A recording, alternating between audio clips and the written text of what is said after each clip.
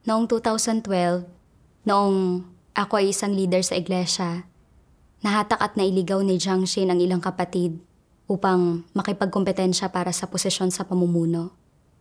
Hinusgahan ako bilang isang huwad na leader at pinanawagan ang pagtanggal sa akin na humantong sa malaking kaguluhan sa loob ng iglesia. Noong panahong iyon, napansin ni Wang Chen kung ano ang nangyayari at kaagad na iniulat ito sa akin. At magkasama kaming nakipagbahaginan sa mga kapatid upang kilatisin at himayin ang kalikasan ng mga ginawi ni Jiang Xin. Nakilatis ng mga kapatid si Jiang Xin at sa wakas ay humupa ang malaking kaguluhan sa loob ng iglesia. Mula ng sandaling iyon, naging mapagpasalamat ako kay Wang Chen. Kung wala ang pagtulong niya na tapusin ang gulo, baka talagang napigilan at napahirapan ako. Napatalsik mula sa posisyon ko at nawala ang aking tungkulin. Noong 2019, ako at ang asawa ko ay tinugis ng pulis at hindi namin nagawang makipag-ugnayan sa mga kapatid. Nawalan kami ng komunikasyon sa iglesia. Noong 2021 ko lang nakausap ang mga kapatid at inilipat ako sa ibang iglesia. Ang leader ng iglesia na dumating upang sunduin kami ng oras na iyon ay walang iba kundi si Wang Chen. At isinaayos niya na makadalo kami sa mga pagtitipon at makapagsimulang gumampan sa aming mga tungkulin. Lalong lumalim ang pasasalamat ko sa kanya at pakiramdam ko ay nagpakita siya ng pabor sa akin. Itinuring ko siya bilang kapamilya. Iniisip ko sa sarili ko na hindi ko alam kung paano ko siya mapapasalamatan para dito. Dapat suklian ko siya ng wasto kapag nagkaroon ako ng pagkakataon. Kalaunan, napili ako bilang isang leader ng iglesia at nakasama ko sina Wang Chen at Chen Mo. Matapos ang ilang panahon, napansin kong laging sobra-sobrang sumuri ng mga tao at bagay si Wang Chen at mahilig siyang magsimula ng gulo. Nagkaalitan sila ni Chen Mo at hindi siya kailanman nagnilay o sumubok na kilalanin ang sarili niya. At ipinapakalat pa niya sa mga pagtitipon ang masasamang palagay niya laban kay Chen Mo at ang yamot niya rito. Dahilan kaya nadamay ang mga kapatid sa pagtatalo. Kumampi sila sa kanya at hinusgahan si Chen Mo. Dagdag pa rito, hindi niya kailanman isinagawa ang katotohanan. Palaging nakikipag-ugnayan sa iba batay sa mga pilosopiya para sa makamundong pakikitungo. Kapag nahaharap ang mga kapatid sa mga paghihirap sa kanilang tungkulin, hindi siya nagbabahagi ng katotohanan para malutas ang mga iyon. Sa halip ay, parati niyang isinasaalang-alang ang kanilang laman at sinasabi na hindi sila dapat masyadong mahigpit sa kanilang sarili, na dahilan kaya nagpakasasa sila at nagpaunlak sa kanilang mga kahinaan. Napansin ko rin na bihirang magtanong si Wang Chen o sumubaybay sa gawain at hindi niya nilulutas ang mga isyu kapag natutuklasan niya ang mga iyon. Kapag may mga baguhan na hindi nakadadalo sa mga pagtitipon, hindi niya iyon pinapansin. Hindi niya isinasaayos ng wasto ang mga nagpapalaganap ng ebanghelyo. At kapag humaharap sa mga nakatataas na lider, nanlilin lang at nagsisinungaling siya sa mga nakatataas sa kanya habang itinatago ang mga bagay-bagay mula sa mga taong nasa ilalim niya. Kapag tinutukoy ng mga kapatid ang kanyang mga isyu, hindi niya tinatanggap ang mga iyon. Gumagawa siya ng iba't ibang dahilan at sinusubukang ipagtanggol ang kanyang sarili. Nagpapakalat pa siya ng pagkanegatibo sa mga kapatid, sinasabing naghirap siya ng matindi sa kanyang tungkulin sa loob ng maraming taon at wala siyang nakamit, at na baka mas mainam pang hindi manampalataya sa Diyos at sa halip ay magpakasaya na lang sa makamundong buhay ng laman. Noong panahong iyon, ilan sa mga bagong mananampalataya ang hindi nagawang kilatisin siya at nalihis sila. Ayaw na nilang gawin ang kanilang mga tungkulin. Sa panahon ding iyon, patuloy na ginulo ni Wang Chen ang buhay iglesia na nakaaapekto sa lahat ng kapatid sa kanilang mga tungkulin. Napagtanto noon ng mga nakatataas na lider, na huwad na lider si Wang Chen, na hindi gumagawa ng tunay na gawain at naghanda silang tanggalin siya. Ngunit sa aking mga pakikipag-ugnayan kay Wang Chen, napagtanto ko na hindi lang siya isang huwad na leader, kundi isa ring hindi mananampalataya. Seryoso ang mga isyu niya at kailangan siyang agarang tanggalin at paalisin. Kung hindi ay magpapatuloy siya sa panggugulo sa buhay iglesia. Naisip kong iulat sa mga nakatataas na leader ang kanyang panghindi mananampalatayang mga pag-uugali. Pero napuno ang isipan ko ng mga alaala ng pagtulong sa akin ni Wang Chen sa pagpapahupa ng malaking kaguluhan sa iglesia at pagsasaayos ng aking tungkulin. Kaya nag-alinlangan ako sa aking puso. Iniisip na, kung iuulat ko ang kanyang mga problema, aakusahan ba niya ako na walang konsensya at walang utang na loob? Dahil sa pag-iisip nito, hindi nagawa ng puso ko na mapayapa sa loob ng mahabang panahon. Kung talagang paaalisin siya, nangangahulugan iyon ng katapusan ng kanyang paglalakbay sa pananalig at siguradong maghihinanakit siya sa akin. Nagtatalo talaga ang loob ko at hindi ko magawang sumulat ng ulat. Naisip ko, siguro dapat ko siyang tulungan ulit. Kung makapagbabago siya kahit paano at hihinto na sa panggagambala at panggugulo, baka hindi na siya kailangang paalisin pa. Sa mga kaisipang ito, hindi ko itinuloy ang pag-uulat ng mga isyu ni Wang Chen. Nang makita kong muli si Wang Chen, nagbahagi ako ng salita ng Diyos sa kanya. Hinihimok siya na magnilay at subukang kilalanin pa ang sarili niya kapag may nangyayari sa kanya. Pero gaano man ako magbahagi, hindi niya iyon sineseryoso. At nagpatuloy siya sa panggugulo sa iglesia gaya ng ginawa niya noon. Hinahadlangan ang mga kapatid na magkaroon ng normal na buhay iglesia at inaapektuhan ang kanilang buhay pagpasok. Napakapangit ng pakiramdam ko at sinisi ko ang aking sarili. Iniisip na, bakit napakagulo ng isip ko? Bakit hindi ko magawang manindigan sa panig ng Diyos at maprotektahan ang gawain ng iglesia? Noon ako nagsimulang maghanap sa katotohanan at magnilay sa aking sarili. Isang araw, natagpuan ko ang isang sipi ng mga salita ng Diyos. Ano ang katangian ng mga damdamin? Tiyak na hindi ang anumang positibo. Ito ay nakatuon sa mga pisikal na relasyon at nagbibigay kasiyahan sa mga kagustuhan ng laman. Paboritismo, pagtatanggol sa mga kakulangan ng iba, pagkagiliw, pagpapalayaw, at pagpapakasasa ay lahat nasa ilalim ng mga damdamin. Ang ilang tao ay masyadong nagtitiwala sa mga damdamin. Tumutugon sila sa anumang nangyayari sa kanila batay sa kanilang mga damdamin. Sa kanilang puso, alam na alam nilang mali ito. Gayunpaman, ay hindi pa rin nila magawang maging objektibo, lalo na ang kumilos ayon sa prinsipyo. Kapag palaging napipigilan ng mga damdamin ang mga tao, kaya ba nilang isagawa ang katotohanan? Napakahirap nito. Ang kawalan ng kakayahan ng maraming tao na isagawa ang katotohanan ay pangunahing bunga ng mga damdamin. Itinuturing nila ang mga damdamin bilang napakahalaga. Inuuna nila ang mga ito. Mga tao ba sila na nagmamahal sa katotohanan? Tiyak na hindi. Ano ang mga damdamin sa diwa? Ang mga ito ay uri ng tiwaling disposisyon. Ang mga pagpapamalas ng mga damdamin ay mailalarawan gamit ang ilang salita. Paboritismo, pagprotekta sa iba ng walang prinsipyo, pagpapanatili ng mga pisikal na relasyon, at pagkiling. Ito ang mga damdamin. Matapos basahin ang mga salita ng Diyos, nagkaroon ako ng pagkamulat. Sa panahon na iyon, namumuhay ako sa aking mga damdamin at umaakto ng walang prinsipyo. Maliwanag kong napagtanto na hindi lang isang huwad na leader si Wang Chen na hindi gumagawa ng anumang tunay na gawain, kundi siya rin ay isang hindi mananampalataya. Dapat isiniwalat ko na ang pag-uugali niya sa mga nakatataas na leader. Gayunpaman, patuloy kong inisip ang pabor na Ipinakita niya sa akin at pinangalagaan ko ang aming tinatawag na pagkakaibigan. Kaya hindi ko iniulat ang kanyang mga issue.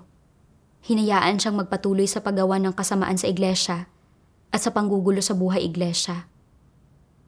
Umakto ako batay sa aking mga damdamin.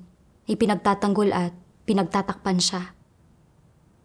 Sa kagustuhan kong panatilihin sa iglesia ang isang hindi mananampalataya, nakipagsabwatan ako kay Satanas at naging kakutsaba nito. Gumawa talaga ako ng kasamaan. Ang malaking pulang dragon ay nandadakip, nanguusig at nanggugulo sa gawain ng iglesia. At heto ako, pinoprotektahan ang isang hindi mananampalataya sa loob ng iglesia. Ginagawa kung ano ang nais, pero hindi magawa ng malaking pulang dragon. Hindi ba't paghihimagsik ito laban sa Diyos at paglaban sa Kanya? Umaakto ako bilang tagapagtanggol ni Satanas. Sa pamamagitan ng mga katunayang nabunyag, sa wakas ay nakita ko kung paanong nabuhay ako batay sa aking mga damdamin. Hindi magawang makilala ang tama sa mali o mabuti sa masama. Walang anumang pagpapahalaga sa katarungan at hinayaan ang isang hindi mananampalataya na manggulo sa buhay iglesia. Naging mapanghimagsik ako sa Diyos. Naalala ko ang sinabi ng Diyos. Ang mga damdamin ay kanyang kaaway.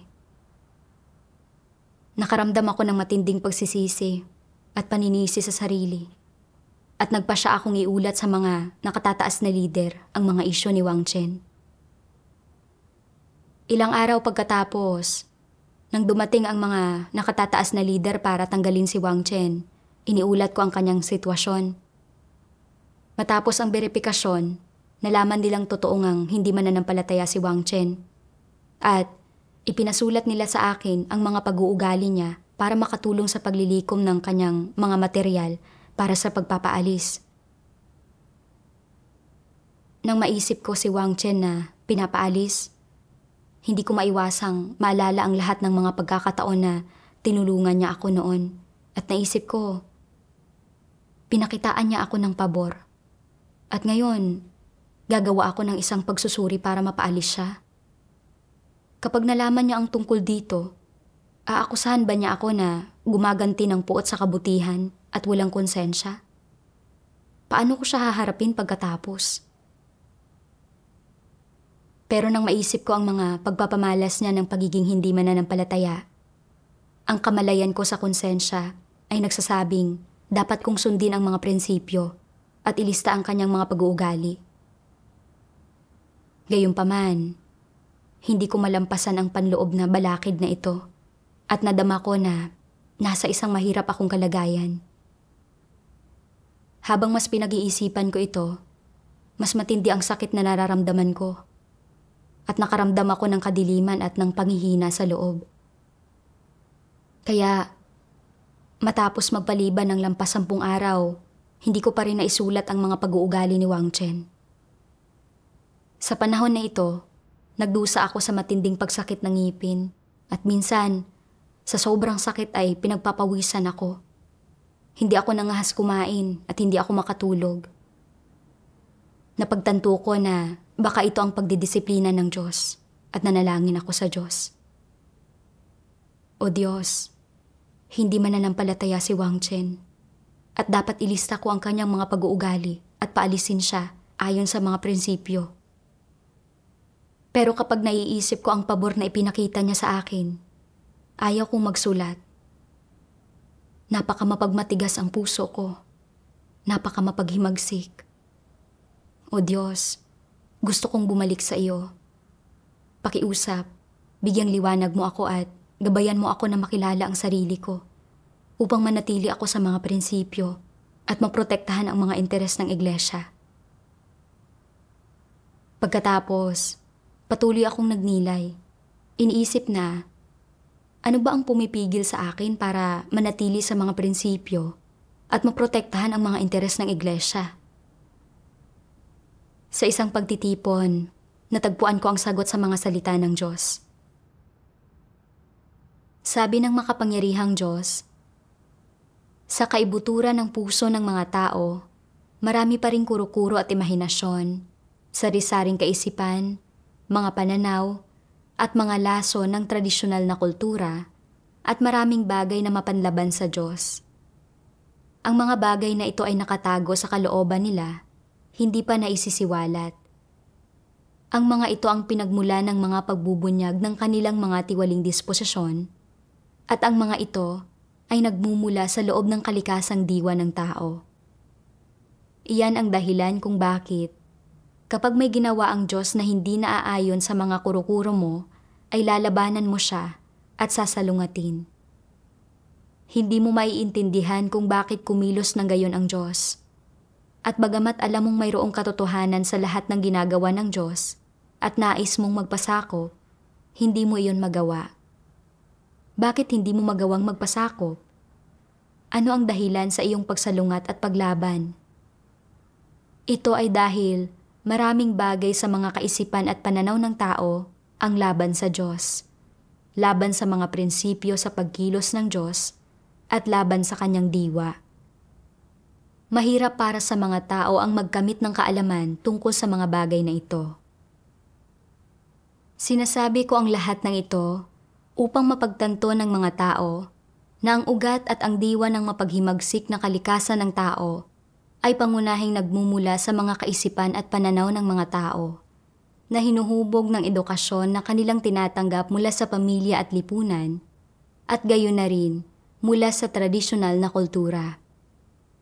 Pagkatapos na ang mga bagay na ito ay unti-unting matanim ng malalim sa puso ng mga tao sa pamamagitan ng kaugalian ng pamilya o sa impluwensya ng lipunan at akademikong edukasyon, magsisimula ang mga taong mamuhay ayon sa mga ito. Magsisimula silang maniwala nang hindi nila namamalayan na ang tradisyonal na kulturang ito ay tama, malinis, at hindi maaaring pulaan, at nasa pamamagitan lamang ng pagkilos, alinsunod sa mga hinihingi ng tradisyonal na kultura, na sila ay maaaring maging mga tunay na tao. Kung hindi nila gagawin iyon, mararamdaman nilang wala silang konsensya, nasalungat sila sa pagkatao at walang anumang pagkatao, at hindi nila ito matatanggap. Hindi ba't ang mga kaisipan at pananaw na ito ng tao ay napakalayo sa katotohanan? Ang mga bagay sa mga kaisipan at pananaw ng tao at ang mga mithiing hinahangad ng mga tao ay nakatuon lahat sa mundo, kay Satanas.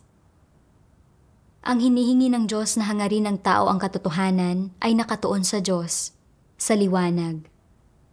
Ang mga ito ay dalawang magkaibang direksyon, dalawang magkaibang layon. Kumilos ka ayon sa mga layon na ibinigay ng Diyos sa tao at sa mga hinihingi niya sa tao, at ang pagkatao mo ay lalong magiging normal, lalo kang magkakaroon ng wangis ng tao at magiging mas malapit ka sa Diyos. Kung kikilos ka alinsunod sa mga kaisipan at pananaw ng tradisyonal na kultura, lalong mawawala sa iyo ang iyong konsensya at katwiran, lalo kang magiging huwad at peke, lalo kang susunod sa mga kalakaran ng mundo at magiging bahagi ka ng mga puwersa ng kasamaan. Kung magkagayon ay ganap kang mabubuhay sa kadiliman, sa ilalim ng kapangyarihan ni Satanas. Ganap mo nang nalabag ang katotohanan at pinagtaksilan ang Diyos. Nagdala sa akin ng kaliwanagan ang mga salita ng Diyos. Napagtanto ko na umakto ako batay sa aking mga damdamin at hindi ko ginustong idokumento ang mga pag-uugali ni Wang Chen sa takot na mapaalis siya. Unang-una, dahil nakagapos ako at napigilan ng mga ideya at mga pananaw na itinanim ni Satanas sa akin, gaya ng dapat maging tapat ang isang tao. Hindi dapat maging walang awa at walang utang na loob ang isang tao. Ang kabutihang natanggap ay dapat na buong pasasalamat na suklian at iba pa. Dahil kontrolado ng mga ideya at pananaw na ito, palagi kong inuuna ang kabaitan ng tao. Tinitingnan ko pa ito bilang mas mahalaga kaysa sa pagsasagawa ng katotohanan at sa mga interes ng iglesia. Nang isaalang-alang ko ang pag-uulat ng mga pagpapamalas ni Wang Chen ng pagiging isang hindi mananampalataya, hindi ko maiwasang alalahanin kung paano niya ako natulungan noon. Iniisip na Ang pag-uulat ng mga pag-uugali niya ay walang puso at walang utang na loob at nakamumuhian ako ng iba. Napipigilan ng mga ideya at pananaw na ito, hindi ko maisagawa ang katotohanan at manindigan sa mga prinsipyo.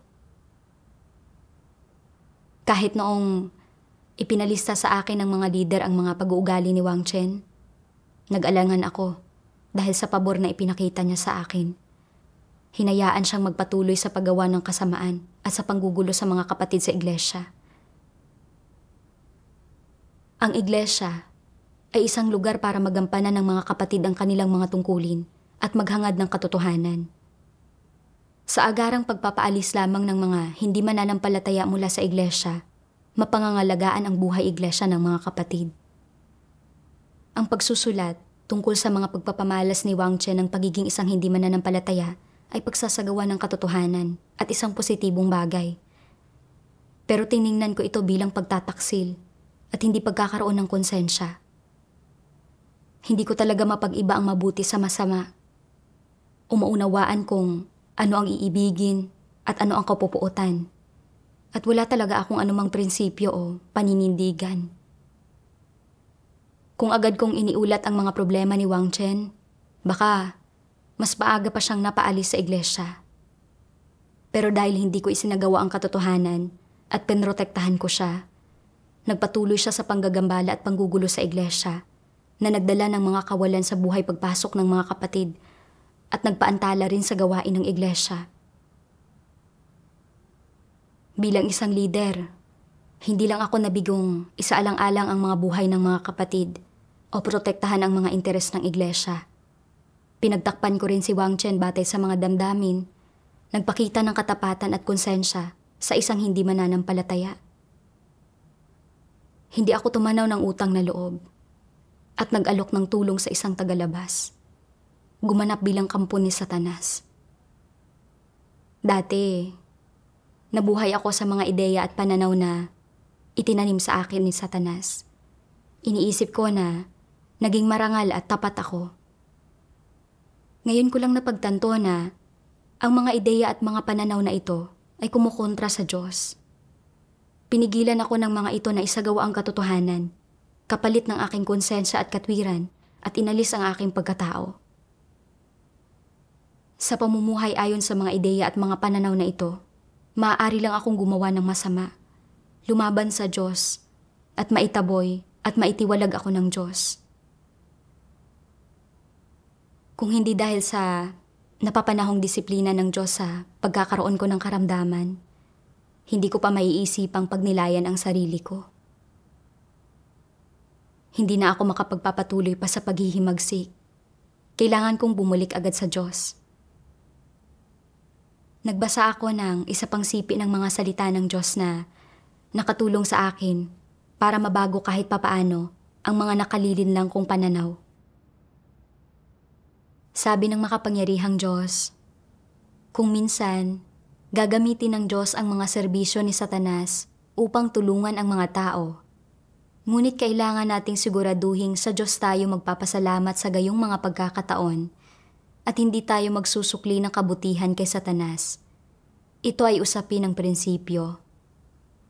Kapag dumarating ang tukso sa anyo ng isang masamang taong nagkakaloob ng kabutihan, kailangan munang maging malinaw sa iyo kung sino talaga ang tumutulong at umaalalay sa iyo, kung ano ang sarili mong sitwasyon, at kung may ibang landas na pwede mong tahakin. Dapat maging handa kang umangkop sa pagharap sa gayong mga sitwasyon. Kung gusto kang iligtas ng Diyos, kahit kaninong serbisyo pa ang gamitin niya upang maisakatuparan ito, dapat mo munang pasalamatan ang Diyos at tanggapin ito na mula sa Diyos. Hindi mo dapat idirekta lang sa mga tao ang iyong pasasalamat. Lalong huwag mong ialay ang iyong buhay sa isang tao bilang pasasalamat. Isa itong malaking pagkakamali. Ang mahalaga ay mapagpasalamat ang iyong puso sa Diyos at tinatanggap mo ito mula sa Kanya. Matapos basahin ang mga salita ng Diyos, sa wakas ay naunawaan ko na parati kong nakikita ang pagtulong ni Wang Chen bilang kabaitan ng tao. Hindi ko pa ito tinanggap na mula sa Diyos. Kinilala ang kanyang kataas-taasang kapangyarihan o pinag-isipan kung paano susuklian ang pag-ibig ng Diyos. Talagang napakagulo ng isip ko. Sa panahon ng malaking kaguluhan sa iglesia, tinulungan ako ni Wang Chen na pakalmahin ang mga bagay-bagay at kalaunan ay nagsaayos siya ng angkop na tungkulin para sa akin. Ito ang tungkulin at responsibilidad na dapat niyang tuparin. Hindi ito katumbas ng kabaitan. Bukod pa roon, ang lahat ng ito ay pinamatnugot at isinaayos ng Diyos. Dapat itinanggap ko ito mula sa Diyos, pinasalamatan siya, at sinuklian ang pag-ibig ng Diyos. Pero itinuring kong kabaitan ng tao ang pag-ibig at proteksyon ng Diyos sa tao. Napakabulag ko. Nang mapagtanto ito, nakaramdam ako ng matinding pagsisisi at nanalangin ako sa Diyos. Handang magsisi at magsagawa ng katotohanan para malugod ang Diyos. Kalaunan, natagpuan ko ang mga prinsipyo ng pagsasagawa sa mga salita ng Diyos at naunawaan ko kung ano ang bumubuo sa isang taong may tunay na mabuting pagkatao. Sabi ng makapangyarihang Diyos, kailangang may pamantayan para sa pagkakaroon ng mabuting pagkatao. Hindi kasama rito ang pagtahak sa landas ng pagtitimpi, hindi pagkapit sa mga prinsipyo, pagsisikap na huwag makasakit ng sinuman, pagsipsip kahit saan ka magpunta, pagiging matatas at wais sa lahat ng iyong nakakasalamuha, at panghihikayat sa lahat na magsabi ng maganda tungkol sa iyo. Hindi ito ang pamantayan. Ano kung gayon ang pamantayan? Ito ay ang magawang magpasakop sa Diyos at sa katotohanan. Ito ay pagharap sa tungkulin at sa iba't ibang uri ng tao, pangyayari, at mga bagay ng may mga prinsipyo at pagpapahalaga sa responsibilidad. Ito ay malinaw na nakikita ng lahat. Ang lahat ay maliwanag tungkol dito sa kanilang puso. Bukod doon, sinisiyasat ng Diyos ang mga puso ng mga tao at inaalam ang kanilang sitwasyon, bawat isa sa kanila. Kahit sino pa sila, walang makakaloko sa Diyos. Palaging ipinagyayabang ng ilang tao na nagtataglay sila ng mabuting pagkatao, na hindi sila kailanman nagsasabi ng masama tungkol sa iba, hindi kailanman pinipinsala ang mga interes ng sinuman, at sinasabi nilang hindi sila kailanman naghangad ng mga pag-aari ng ibang tao. Kapag mayroong pagtatalo sa mga interes, pinipili pa nga nilang dumanas ng kawalan kaysa samantalahin ang iba, at iniisip ng lahat ng iba na mabubuti silang tao. Gayunpaman, kapag ginagampanan ang kanilang mga tungkulin sa sambahayan ng Diyos, tuso at madaya sila, palaging nagbabalak para sa kanilang sarili. Hindi nila kailanman iniisip ang kapakanan ng sambahayan ng Diyos. Hindi nila kailanman tinatrato na madalian ang mga bagay na tinatrato ng Diyos na madalian o nag-iisip gaya ng pag-iisip ng Diyos. At hindi nila kailanman kayang isantabi ang sarili nilang mga kapakanan upang magampanan ang kanilang mga tungkulin. Hindi nila kailanman tinalikdan ang sarili nilang mga interes. Kahit na nakikita nilang gumagawa ng kasamaan ang masasamang tao, hindi nila inilalantad ang mga ito. Wala silang mga prinsipyo o kung anuman. Anong uri ng pagkatao ito? Hindi ito mabuting pagkatao. Huwag ninyong pansinin ang sinasabi ng gayong mga tao. Dapat ninyong tingnan ang kanilang ipinamumuhay, ang kanilang ibinubunyag, at ang kanilang saloobin kapag ginagampanan nila ang kanilang mga tungkulin, pati na ang kanilang kalagayang panloob at ang kanilang minamahal.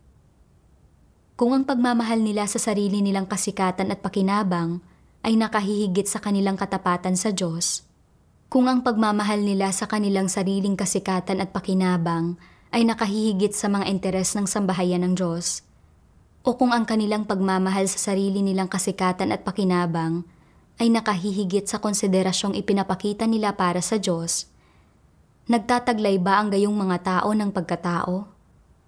Hindi sila mga taong may pagkatao. Nakikita ng iba at ng Diyos ang kanilang paggawi. Napakahirap para sa gayong mga tao na matamo ang katotohanan. Dati, lagi kong iniisip na ang mga nagbabalik ng kabaitan at mga nagpapahalaga sa katapatan ay mga taong may mabubuting pagkatao. Pagkatapos kong basahin ang mga salita ng Diyos, saka ko lang napagtanto na lubang walang katuturan ang mga pananaw ko sa mga bagay-bagay. Ang isang taong may tunay na mabuting pagkatao ay iyong nakikibahagi sa mga isipin at alalahanin ng Diyos. May tapat na puso, isang matuwid na tao, nagmamahal sa mga positibong bagay, mayroong pagpapahalaga sa katarungan at kayang ipaglaban ang mga katotohanang prinsipyo at unawain kung ano ang dapat mahalin at ano ang dapat kamuhian. Ako naman, sa pagsubok na mapanatili ang aking mabuting imahe bilang isang tapat na tao sa mata ng iba, hindi ako nag-alinlangan sa pagpinsala sa mga interes ng iglesia. Pinili kong panooring guluhin ni Wang Chen ang buhay iglesia at hadlangan niya ang mga kapatid sa paggampan sa kanilang mga tungkulin sa halip na mapaalis siya. Paano ako matatawag na isang taong may mabuting pagkatao? Ako ay simpleng isang taong walang pagkatao, isang taong makasarili at kasuklam-suklam. Nang mapagtanto ito, hindi ko na iniisip na may mabuting pagkatao ako. Pagkatapos, natagpuan ko ang isa pang sipi ng mga salita ng Diyos at naggamit ako ng ilang landas sa pagsasagawa. Sabi ng makapangyarihang Diyos, sa anong prinsipyo hinihingi ng mga salita ng Diyos na itrato ng mga tao ang iba? Mahalin kung ano ang minamahal ng Diyos at kamuhian kung ano ang kinamumuhian ng Diyos. Ito ang prinsipyong dapat sundin. Mahal ng Diyos ang mga naghahangad ng katotohanan at nakasusunod sa kanyang kalooban. Ito rin ang mga taong dapat nating mahalin. Ang mga hindi nakasusunod sa kalooban ng Diyos, mga napupuot at naghihimagsik sa Diyos. Ito ang mga taong kinasusuklaman ng Diyos at dapat din natin silang kasuklaman. Ito ang hinihingi ng Diyos sa tao. Amen. Pagkabasa sa mga salita ng Diyos, nagkaroon ako ng kaunting pagkaunawa sa kanyang layunin. Hinihingi ng Diyos na mahalin ng mga tao ang mga minamahal niya at kamuhian nila ang kinamumuhian niya, na kampihan siya ng mga tao kapag may nangyayari at itaguyod nila ang mga katotohanang prinsipyo. Kasama ang mga kapatid na taus-pusong nananampalataya sa Diyos at naghahangad sa katotohanan. Kapag ang isang tao ay may nakitang mga problema sa kanilang mga tungkulin, dapat siyang magbahagi sa kanila ng katotohanan at suportahan sila ng may pag-ibig at isagawa ang pagpupungo sa kanila kung kailangan. Para sa mga masasamang tao, mga hindi mananampalataya at mga antikristo, dapat silang isiwalat at iulat. Iwasan sila at tanggihan. Ang mga pagsasagawang ito lamang ang nakaayon sa layunin ng Diyos. Ngayon na nabunyag na si Wang Chen bilang isang hindi mananampalataya at isang taong kampo ni Satanas, magagambala lang ang gawain ng iglesia kung pananatilihin siya sa iglesia. Hindi na ako maaaring kumilos batay sa mga damdamin ko. Dapat isulat ko na ang mga panghindi mananampalatayang pag-uugali niya at paalisin siya sa iglesia sa lalong madaling panahon. Pagkatapos, nanalangin ako sa Diyos. O Diyos, nagpakita ka sa akin ng gayong pabor at nagbigay sa akin ng pagkakataon para maging isang leader. Pero hindi ko iningatan kahit kaunti ang mga interes ng iglesia. Handa akong magsisi sa iyo upang isagawa ang katotohanan at protektahan ang gawain ng iglesia. Matapos manalangin, isinulat ko ang mga pag-uugali ni Wang Chen. Sa pagsisiyasat, nalaman ng mga nakatataas na lider na talagang hindi mananampalataya si Wang Chen at pinaalis siya sa iglesia. Pagkakita sa kanilabasang ito, naging payapa at masaya ang puso ko. Dahil sa wakas, ay nagawa kong isagawa ang katotohanan at isaalang-alang ang layunin ng Diyos. Kalaunan, nang mapag-aralan ng mga nakatataas na lider ang mga dahilan ng hindi magagandang resulta sa gawain namin, muli kong naalala ang lahat ng mga pagkakataon na hindi ko pinrotektahan ang gawain ng iglesia. Bilang isang leader sa iglesia, ang pag-akto batay sa mga damdamin at pagpahintulot na manatili ang isang hindi mananampalataya sa iglesia na nagdudulot ng kaguluhan sa buhay iglesia ay isang pagsalangsang sa harapan ng Diyos at isang mantsa. Bilang isang leader, nabigo akong tuparin kahit ang sarili kong tungkulin at responsibilidad. Habang iniisip ko ito, nakonsensya ako at sinisi ko ang sarili ko.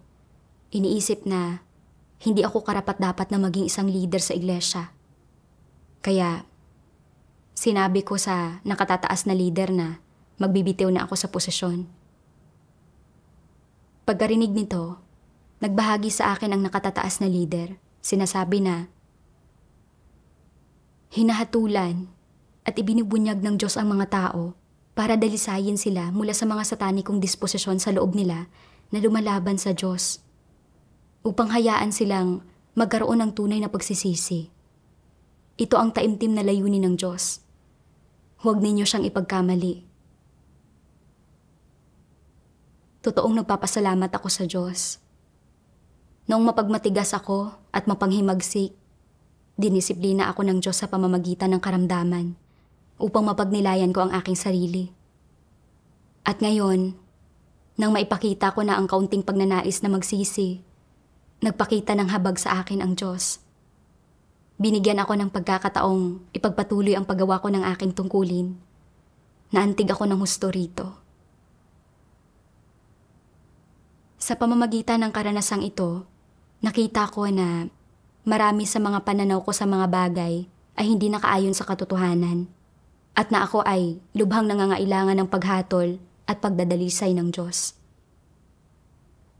Sa aking mga karanasan sa hinaharap, hiling ko na mas makapagsagawa pa ako ng katotohanan, maghangad ng pagiging isang taong nagpapasakop sa Diyos at magawa ng maayos ang tungkulin ko.